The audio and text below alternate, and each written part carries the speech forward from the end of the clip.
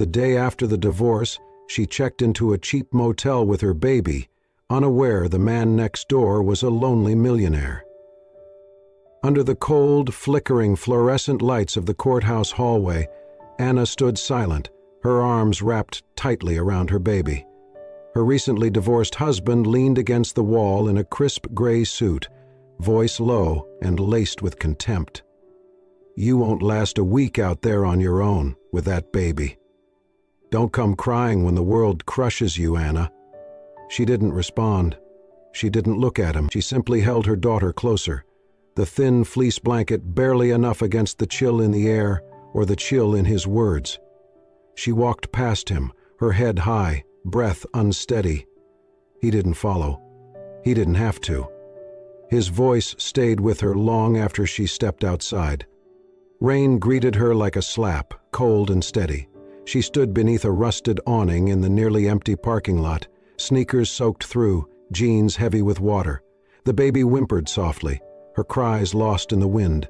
No car, no home, no one to call. Her phone was dead, but, even charged, there was no name worth dialing. 5 years of being told who to be, what to wear, how to shrink small enough to survive. He never hit her, but he didn't need to. The damage had been quieter, deeper. Now there was only silence, and a baby, and the sound of rain. With the last $58 in her wallet, Anna flagged down a cab and asked to be taken anywhere cheap and safe. The driver dropped her off 20 minutes later in front of a run-down roadside motel just off the highway, the Red Elm Inn. The neon sign blinked inconsistently, casting a sickly glow over the cracked asphalt. Room 6A was all she could afford for 3 nights. The room smelled faintly of mildew and old cigarettes. The walls were stained and peeling in places, the tiled floor cold and uneven. The heater groaned like it resented being used. A single dim lamp flickered on the nightstand. The blanket on the bed was thin, the sheets slightly yellowed with age. The ceiling had a brown water stain in the shape of a handprint. It was nothing close to a home, but it was 4 walls and a door that locked. Anna set the baby down carefully on the bed, then collapsed beside her. Her arms were numb, her feet ached. Her mind refused to think about tomorrow. That night, as she sat motionless in the dark, listening to her baby's soft breathing turn into a gentle snore, she heard it, a soft tapping. 3 knocks. From the wall behind the bed, the one she shared with the room next door. She froze, held her breath. Nothing followed, just the tick of the wall clock and the whirring of the heater. Maybe it was a pipe. Maybe someone had dropped something. Maybe she imagined it. She pulled the blanket tighter around her daughter and lay back down. The next night it happened again. 3 soft, deliberate knocks. Anna sat upright. This time she did not hesitate. She reached out with one hand and gently tapped the wall. 3 times. She did not know why. Maybe it was defiance, maybe hope. Maybe she just needed to know that someone, anyone, was listening. And on the other side of that thin old wall, someone was H. The next morning, Anna stepped outside her motel room just after sunrise, cradling a small trash bag in one hand, while holding her baby against her shoulder with the other. The chill in the air bit through her thin sweater, and the pavement was still slick from the night's rain. She bent down to set the bag near the rusted trash bin just beside the door, when something caught her eye. A folded piece of paper, neatly tucked under the doorframe. She froze. It was clean, dry, and had been carefully placed as if meant to be found. Anna picked it up with slow fingers, her heart already beating faster than it should. She unfolded the note and read the message written in strong, steady handwriting. "If you ever need anything, just knock 3 times again. Room 6B. She stared at the words for a long moment. Her lips parted as if to speak, but no sound came. She looked toward the next room, 6B. The door was closed, the curtains drawn, silent. Whoever they were, they had heard her knock. Anna read the note again and again. Then, without a word, she folded it back and slipped it into her coat pocket. She did not reply. That night the baby began to cry. first softly, then louder. Her cheeks flushed red, and her little body radiated heat. Anna touched her forehead and felt the unmistakable warmth of a fever. Panic welled in her throat. She rifled through her bag. No Tylenol, no thermometer, no formula. She had used the last of the formula the night before. There was no store nearby, no car to get there, and the motel office had closed hours ago. The baby cried harder. Anna's hands trembled. She wrapped her daughter tighter in the blanket and rocked her, whispering lullabies with a breaking voice. And then she remembered. The note. Her eyes flicked to the wall. Her breath caught. She reached out slowly and knocked, 3 soft, deliberate taps on the wall. Her hand lingered there, her palm pressed flat against the faded paint. Then she pulled back and held her baby close, trying to calm the sobs in her chest as much as those in her arms. An hour passed. Then came a sound, a quiet rustle at the door. Anna opened it. On the ground sat a small bag of infant formula, sealed and unopened. Beside it, 2 single-dose packs of baby fever medicine lay neatly arranged. There was no note, no voice, no footsteps retreating into the night. Just the cold air and the steady sound of her child's breathing softening against her chest. Anna looked down at the supplies, then back at the quiet door of room 6B. Tears filled her eyes, but for the first time in a very long time they were not tears of fear or shame. They were the tears of someone who had finally been heard. The snow had fallen lightly the night before, covering the ground in a soft layer of white that crunched gently beneath Anna's shoes as she stepped into the motel's back courtyard. The morning sun had finally returned, weak but golden, melting the frost along the edges of the patchy lawn. Anna held her daughter close, the baby bundled snugly in a woolen blanket, her tiny head peeking out with wide, curious eyes. She walked slowly, more for the chance to feel fresh air than to go anywhere. The courtyard was quiet, framed by leafless trees and old picnic tables. Then, under a bare maple tree near the corner, Anna saw someone sitting alone. A man. He was dressed in a thick gray sweater, dark jeans, and boots dusted with snow. His dark blonde hair was slightly tousled, and he sat with one leg crossed over the other, a book open in his hands. Despite the cold, he looked peaceful. Tired, perhaps, but composed in a way that felt still. Anna hesitated, then nodded politely as she walked past him. He looked up and offered a faint smile. "Beautiful morning," he said, his voice deep and calm. She returned the smile, cautious but polite. "Yes, finally. My daughter was getting tired of the walls." He glanced at the baby, who blinked back at him with sleepy curiosity. He tilted his head slightly and smiled again, more warmly this time. "She has bright eyes," he said softly. "She looks like she believes the world is still good." Anna blinked, surprised by the gentleness in his tone. Not flirtation, not pity, just kindness. A comment that saw her child as a person, not a burden. Not once in the last 5 years had she heard a man speak with such softness. "Thank you," she murmured, suddenly unsure what else to say. "I'm Eli," he offered, closing his book gently on his lap. "Anna," she replied. They exchanged a few more words, something about the cold, the quiet, the motel's slow-dripping plumbing, and then parted ways naturally, like strangers who had simply shared a moment. Neither asked where the other lived, and neither realized they were staying just one thin wall apart. A few days later, as the snow began to melt and the air turned crisp, Anna carried her daughter across the courtyard again.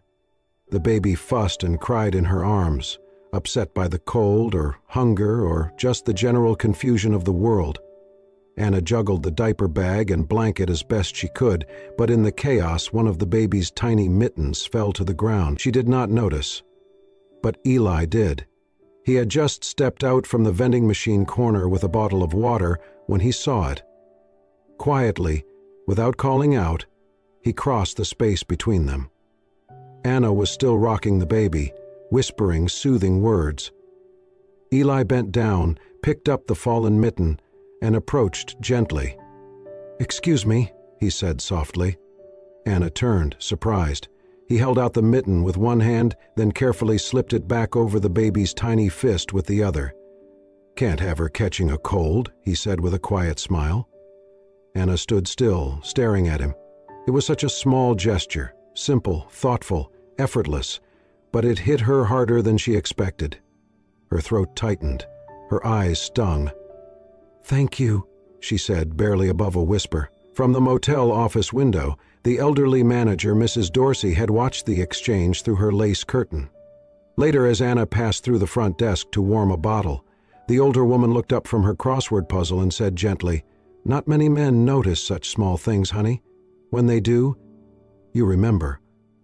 Later that evening, after her daughter had fallen asleep with a full belly and a low fever, Anna sat on the edge of the motel bed, her arms wrapped loosely around her knees. The tiny room felt larger than usual, cavernous in its quiet. The single dim lamp hummed softly, casting a pale halo of light over the bedspread, while the heater in the corner let out tired groans as it sputtered to life and then fell silent again. The walls, thin and aging, seemed to carry the echoes of years past, of whispered conversations, broken dreams, and perhaps even a few small miracles. Her gaze drifted to the wall at her right, the one that connected her room 6A to room 6B, the same wall she had knocked on, the same one that had answered. She stared at it for a long time, her heartbeat slowing. Then, quietly, she reached for the small notepad and pen she had found tucked inside the nightstand drawer days ago. The pages were yellowed at the edges, the ink barely flowing, but it would do. Anna stared at the blank sheet for nearly a full minute, her pen hovering. She did not know what she expected. She was not writing for answers. She was not seeking comfort. She simply needed to say something, anything. Finally, with shaky fingers, she wrote, "Thank you. For the milk, for the medicine, for not asking questions." That was all she could manage. She folded the note neatly, slid into her coat, and opened her door as quietly as possible. The hallway was empty, lit only by a flickering overhead light. She crossed the short distance to room 6B and gently pushed the folded paper under the door, letting it rest where she had found the original message. Then she returned to her room and sat in the dark. Did it say too much? Did it say too little? Did it matter? She fell asleep, holding her daughter close, with the faint hope that the knock she had answered would not be the last. The next morning, when she opened her door to retrieve a juice from the vending machine down the hall, she nearly stepped on it.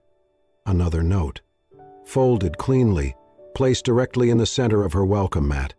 She unfolded it slowly, her breath caught in her throat.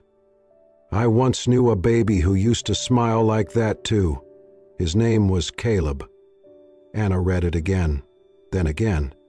The handwriting was familiar now, confident, even when saying something vulnerable. There was something heavy in the simplicity of the sentence, something unspoken beneath the name. She glanced toward room 6B. The curtains were drawn. No sound, no movement. For a long moment she considered knocking. Instead, that night she wrote again. "My husband didn't hit me. He didn't have to. I wasn't allowed to wear summer dresses. He didn't like when I smiled too much. He counted the eggs in the fridge. I forgot who I was." She stared at the paper when she finished, torn between relief and fear. Her hands shook slightly. She almost tore it up. But instead she folded it carefully and, just before midnight, slid it beneath his door. The reply came the following afternoon. She found it waiting near her door just as before. "My brother raised Caleb alone. I was always working, building a company, trying to be somebody. He asked me to visit one weekend, to help him look at a new house near a lake. I told him I was too busy. They were in a car accident on the way to that house. I never saw them again." Anna read the words sitting on the steps outside her room, her daughter asleep in her arms, her little body warm and still. The ache that bloomed in Anna's chest wasn't pity. It was recognition. The pain of what-ifs, of silence, of too late. Each note that followed came easier and yet cut deeper. like peeling away the layers of skin that had formed to protect wounds that had never truly healed. Eli wrote, "I used to think I needed to disappear to punish myself. Maybe I still do." Anna replied, "I used to think if I stayed small enough I'd finally be safe." They never signed the notes, never asked personal questions. No, "What do you do?" or "Where are you from?" They did not need those details. What mattered had already been said. Every morning, Anna would see Eli under the bare maple tree in the courtyard, reading a book with one hand in his pocket, the other flipping pages slowly. Every afternoon they would nod to each other, sometimes offer a few light words. He made her laugh once with a dry joke about the motel's questionable coffee. She saw him smile back, faint and genuine. They both felt something shift, but neither knew the truth. They did not know that the words that lived in folded pieces of paper beneath their doors came from the same hands that passed each other juice bottles and laundry baskets in the hallway. But even though they did not know, the wall between them was already beginning to disappear. The wind howled outside like a wounded animal, rattling the window panes of room 6A. Snow pelted sideways against the glass, and the old heater had gone silent hours ago. The entire motel had lost power not long after dusk. No light, no heat, only the chill creeping in beneath the cracks of the door and windows. Anna wrapped her daughter in 2 layers of blankets and held her close against her chest. The baby's breathing was soft and steady. Her tiny fingers curled into the fabric of Anna's sweatshirt. The darkness pressed in thickly from every side. Anna reached for the emergency candle she had found in the nightstand drawer the day she checked in. It was short and stubby, waxed uneven from years of neglect. She lit it and placed it near the base of the wall that separated her from room 6B. The flame flickered, casting long, trembling shadows against the peeling wallpaper. She sat beside it, rocking her daughter gently, eyes fixed on the candlelight, unsure why she placed it there, only that it felt right. A kind of offering, a signal, a prayer. And then it happened. From beneath the wall, just inches away from her candle's soft glow, another light appeared, a second candle. Its flame wavered and danced beside hers, separated only by drywall and paint. Anna stared. No words, no knocks, no notes, just 2 small flames in the silence of a frozen night, leaning toward each other across a barrier too thin to hold back warmth. She let out a breath she had not realized she had been holding. She whispered into the quiet, more to herself than anyone else. Maybe he doesn't even know he's saving us. She felt her daughter stir in her arms, then settle again. The little one's body was warm against hers, comforted maybe by the soft glow, the calm in her mother's heartbeat. Time passed slowly. The wind outside still screamed. But inside, the 2 lights burned steady. Anna sat with her back against the bed, the candle between her and the wall, and imagined the man on the other side. Was he sitting just like her, alone, watching the flame? Did he wonder if she had seen his light too? She pressed her fingers gently to the wall, flat against the spot where the 2 candles nearly touched. No sound came, but something did. A presence, a closeness, stronger than any voice, more intimate than any touch. For a moment, the motel was not just a cheap room with paper-thin walls and a leaky ceiling. For a moment, it was a home. Not because it was warm or bright or filled with furniture, but because someone else was there. Someone who understood. 2 strangers, separated by plaster and time and pain, sat inches apart in the dark, with only candlelight and silence between them. And in that silence, something unspoken passed through. Not rescue, not romance, just the unmistakable truth. You are not alone. The scream pierced the silence of the night like a jagged blade. Anna jolted upright in the darkness, her heart racing. Her daughter writhed in her arms, skin hot and blotchy, her breaths shallow and fast. The motel room was suffocatingly quiet, save for the baby's distressed gasps. Something was wrong, terribly wrong. "Sweetheart, it's okay, Mama's here," Anna whispered, trying to keep the panic from her voice. But the child's face had turned pale, lips tinged with blue. She was burning up, yet her tiny limbs trembled with chills. Anna grabbed the thermometer, dead. She reached for her phone, battery gone. No car, no way to call for help. Without thinking, Anna rushed to the wall, dropped to her knees and pounded. 3 knocks. Then again, harder, desperate, and again. Please, she thought, please hear me. Moments later, the door to room 6B swung open. Eli appeared, barefoot, his sweatshirt half-zipped, eyes wide with alarm. He took one look at the baby in her arms, then met Anna's terrified gaze. He did not ask questions. "Get in," he said. They ran through the icy night, snow crunching beneath their feet. Eli's SUV was already warming. He had left it running. Maybe always prepared. He opened the passenger door and helped Anna climb in, then jumped into the driver's seat, tires screeching as they pulled out onto the empty road. Anna held her daughter close, her body trembling as she whispered to the baby, "Stay with me, stay with me." Eli's jaw was tight, eyes fixed on the road ahead, knuckles white around the wheel. Then he reached for his phone, tapped a number from memory.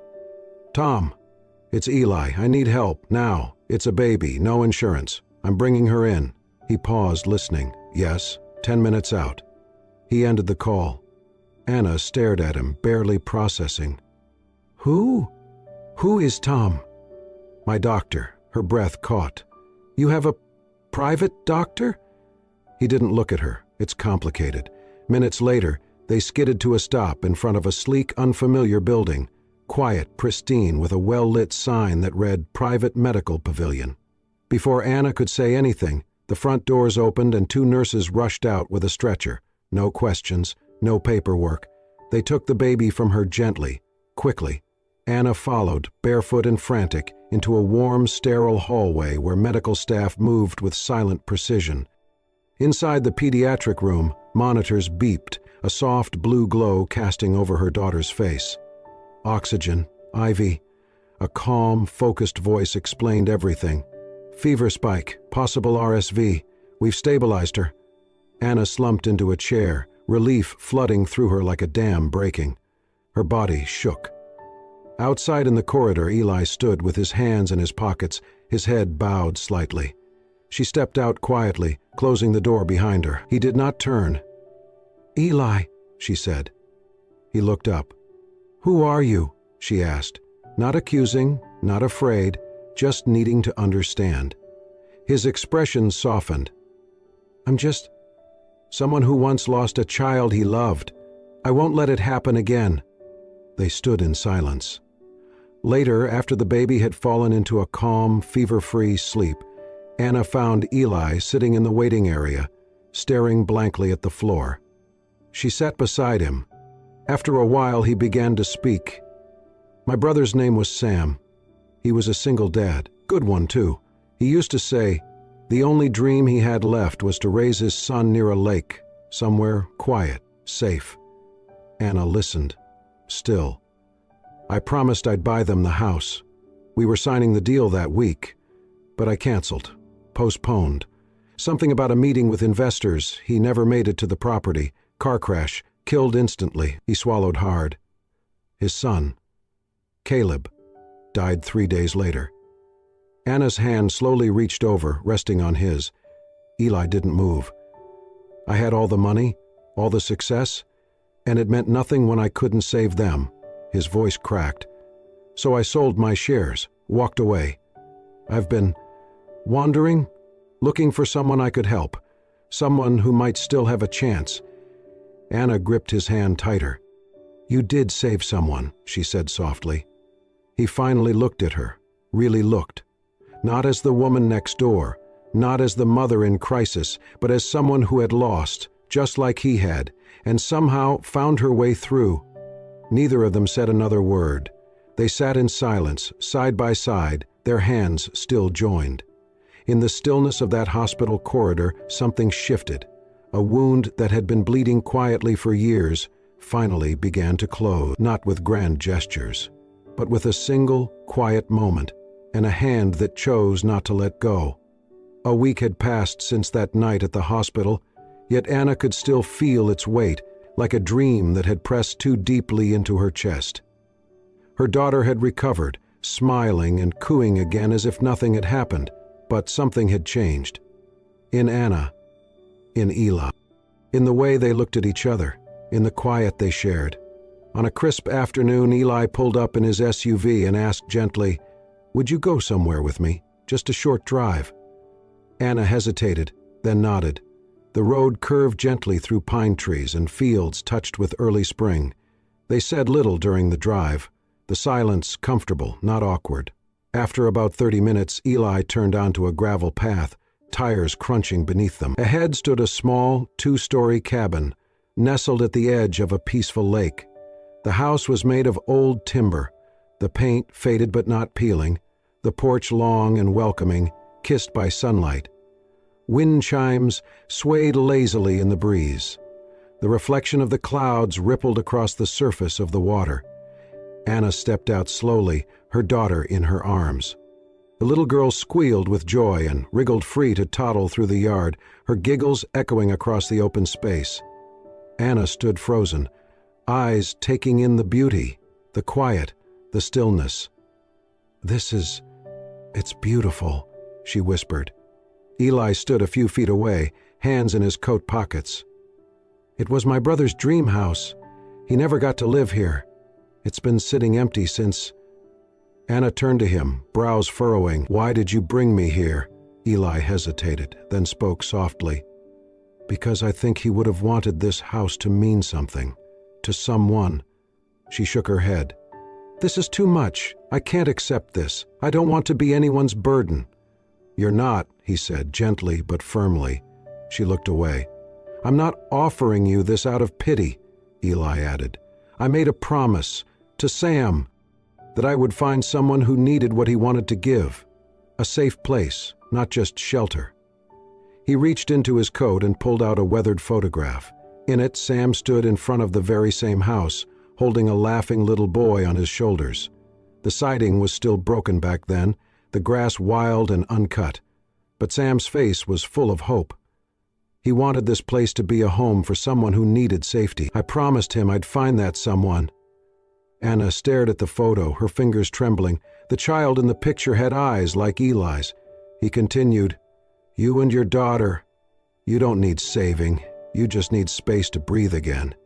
Tears pooled in Anna's eyes, but she blinked them away. She nodded slowly. "Can I think about it?" Eli smiled. "Of course. Take all the time you need." Over the following days, Anna returned to the motel, but found herself driving out to the lake again.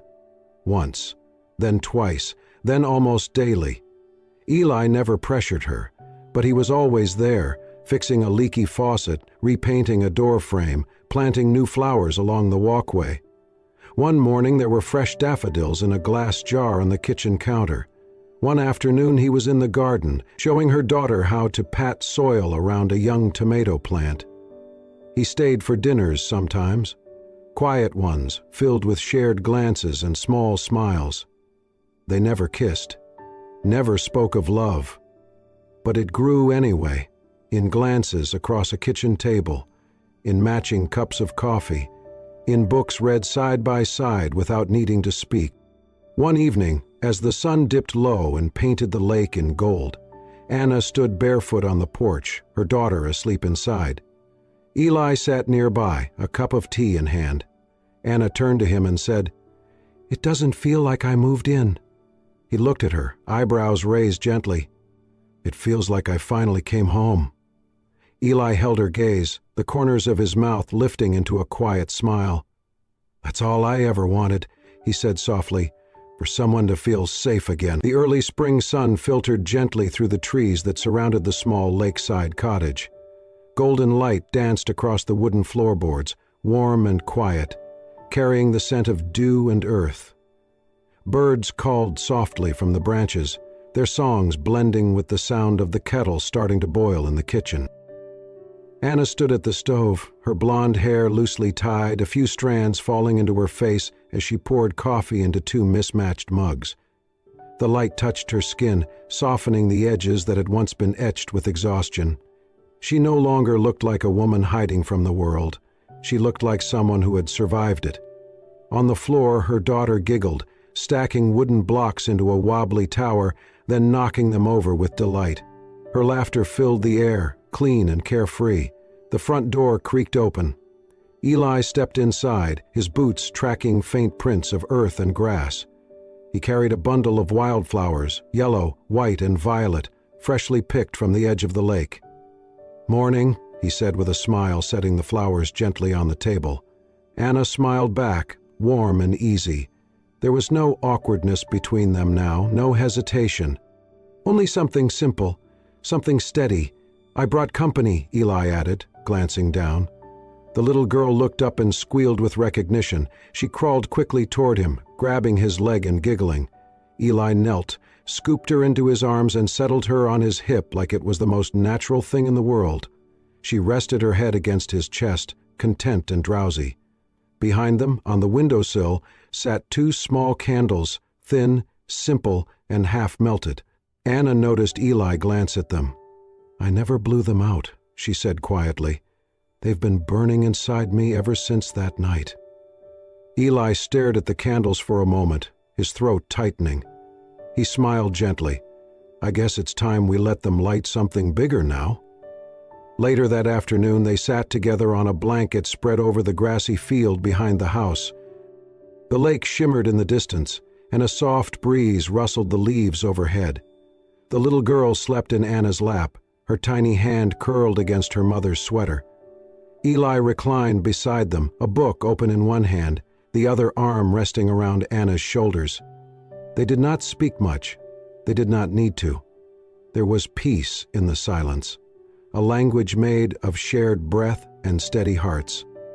After a while, Anna broke the quiet. "We didn't fall in love, did we?" Eli looked at her, his eyes gentle. "No. We grew into it. Like a tree, slow but strong." Anna leaned her head against his shoulder, eyes half closed. They sat like that for a long time, until the light began to fade and the shadows lengthened around them. Eli glanced toward the house, its windows glowing softly from within. "Sometimes," he said, almost to himself, "all it takes is one knock on the wall, and everything begins again." If this story touched your heart, reminded you of the quiet strength in healing, or simply made you believe in the power of human connection again, then you're in the right place. At Soul-Stirring Stories, we share powerful emotional tales like this one. Stories that remind us that even through pain, love can grow, and even through silence, someone might still be listening. Subscribe to Soul-Stirring Stories for more real-life inspired stories that warm your soul, make you feel deeply, and maybe even make you cry just a little. Because sometimes one knock on the wall is all it takes to begin again.